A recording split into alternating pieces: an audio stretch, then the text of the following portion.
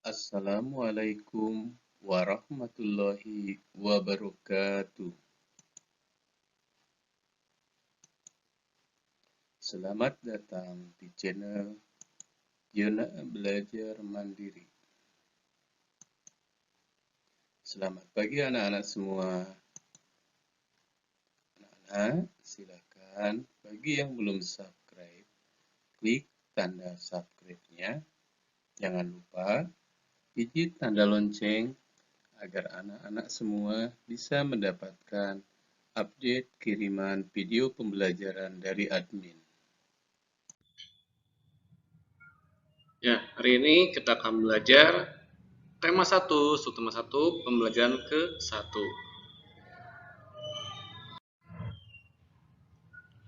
Nah, tujuan pembelajaran dari tema 1, subtema 1, pembelajaran pertama adalah setelah membaca teks tentang perkembangbiakan jagung, siswa mampu menemukan ide pokok dan informasi penting serta menyajikannya dalam bentuk diagram. Lalu setelah menemukan ide pokok di bacaan, siswa mampu mengembangkannya dengan menggunakan bahasanya sendiri secara rinci menjadi sebuah tulisan. Setelah mengamati bunga, siswa mampu mengidentifikasi perkembangbiakan generatif melalui gambar yang dibuatnya dan memanfaatnya dengan benar. Setelah membaca teks tentang ASEAN dan kehidupan sosial budayanya, siswa mampu menyebutkan kehidupan sosial budaya dari dua negara ASEAN terkait kondisi geografisnya dengan benar.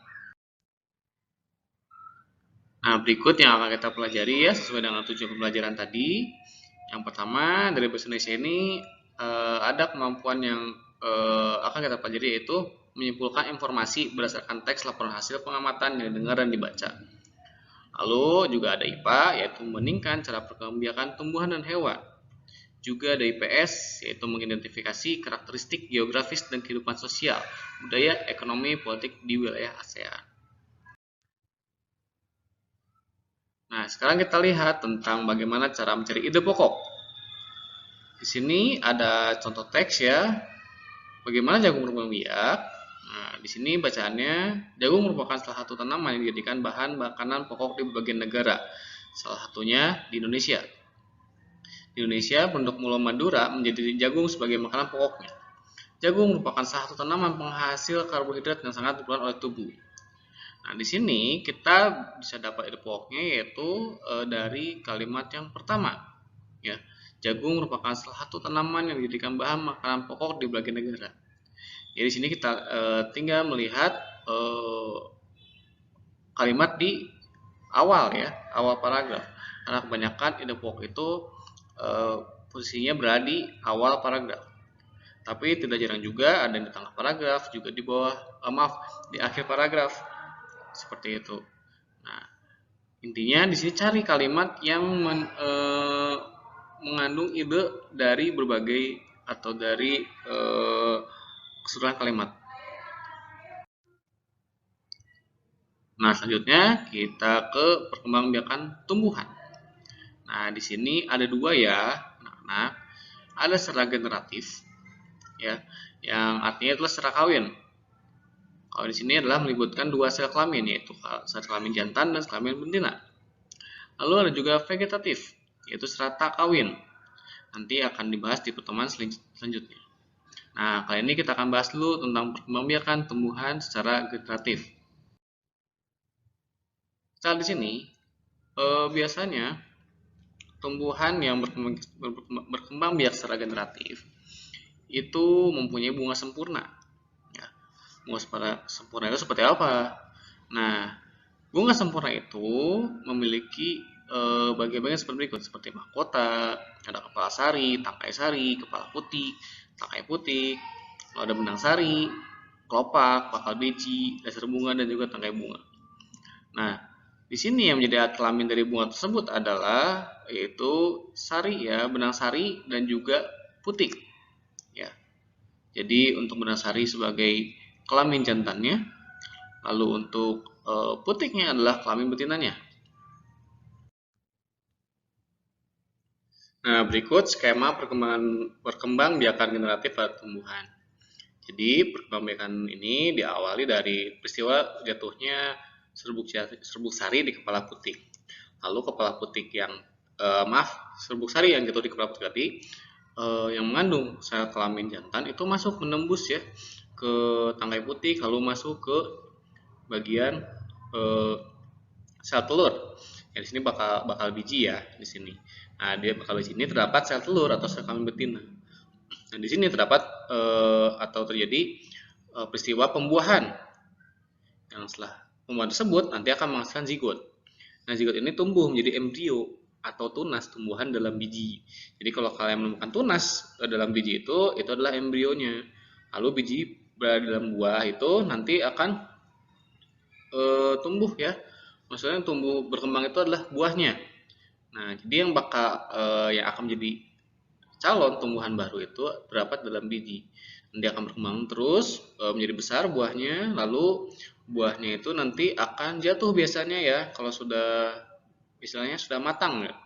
Nanti dari dalam dari dalam buah tersebut akan bisa diambil bijinya dan ditanam kembali dan nanti akan menjadi tumbuhan baru. Tuh. Lalu seperti itu selanjutnya ya.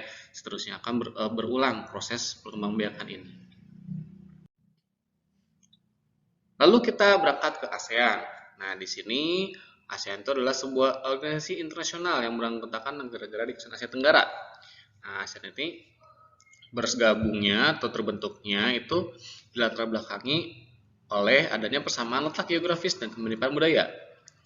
Dasar pertimbangannya yaitu demi kepentingan yang sama dalam memajukan pertumbuhan ekonomi, sosial budaya, juga menjaga keamanan kawasan. Nah, di sini ASEAN itu didirikan di Bangkok ya, di Hanoi, yaitu tanggal 8 Agustus 1967. Tokoh-tokohnya diantaranya adalah Adam Malik dari Indonesia, Tun Abdul Razak dari Malaysia, Tanat Khoman dari Thailand, Esta Jeratnam dari Singapura, dan juga Narciso Ramos dari Filipina. Ya, dan ASEAN ini tidak langsung semuanya bergabung. Ada urutannya ya. Yang pertama itu diawali dari 5 negara pendiri dulu yang membentuk ASEAN ya, yaitu Indonesia, Malaysia, Thailand, Singapura, dan juga Filipina pada tanggal 8 Agustus 1967. Lalu disusul oleh Brunei Darussalam yang bergabung pada tanggal 7 Januari 1994. Lalu ada Vietnam pada tanggal 28 Juli 1995. Kemudian disusul oleh Laos dan Myanmar yang bergabung pada tanggal 23 Juli 1997. Lalu yang terakhir adalah Kamboja yang bergabung pada tanggal 30 April 1999. Nah, jadi totalnya ada berapa? Semuanya ada 10 negara anggota ASEAN.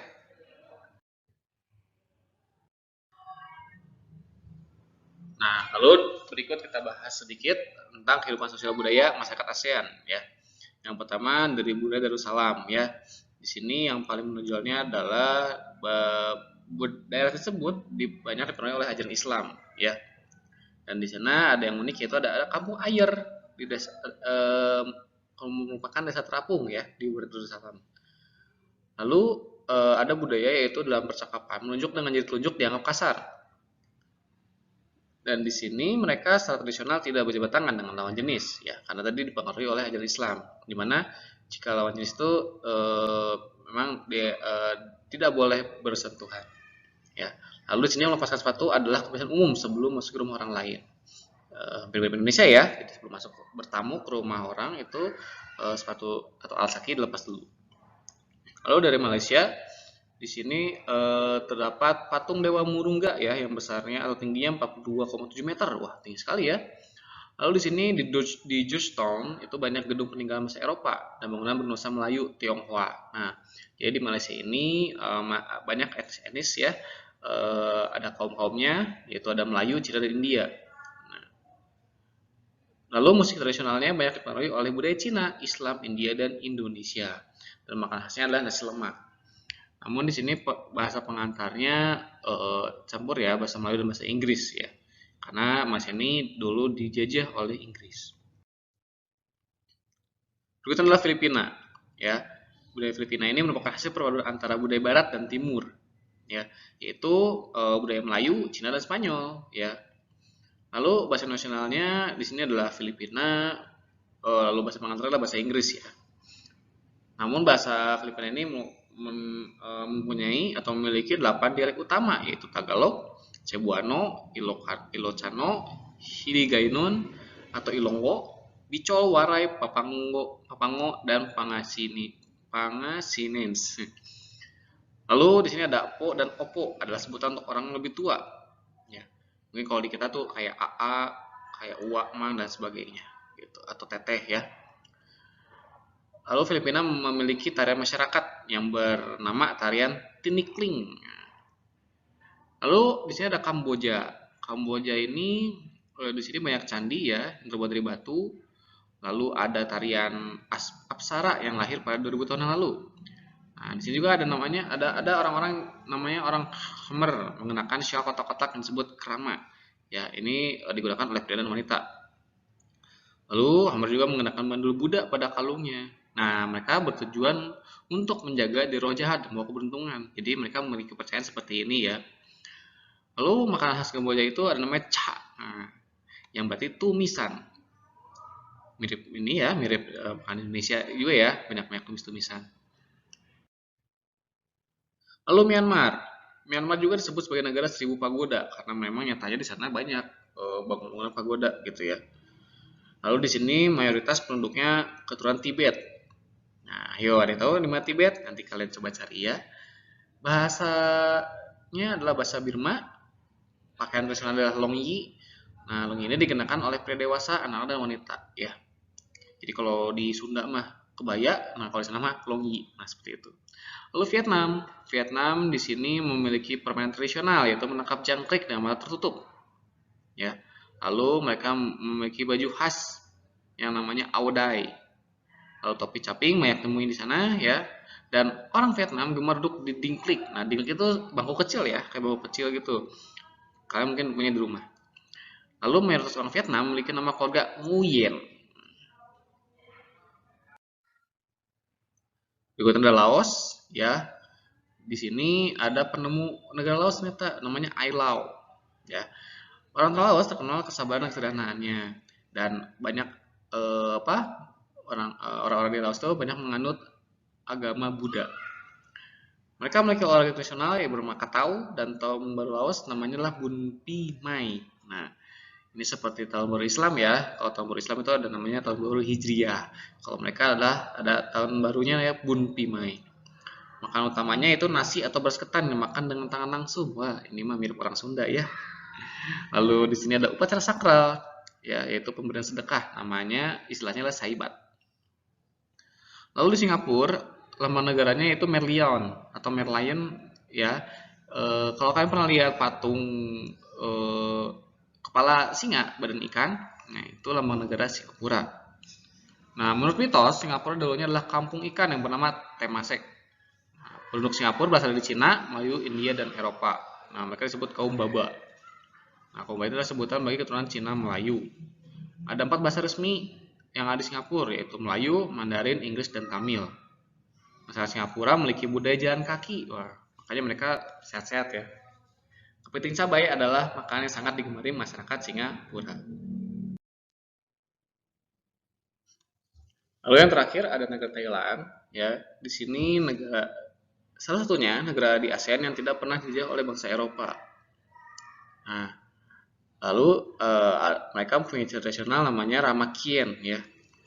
Ini seperti kalau di Indonesia mungkin banyak ya tradisional kayak main kondang, takuan perahu, siluba gendit, dan lain sebagainya. Kalau di Thailand namanya Ramakien.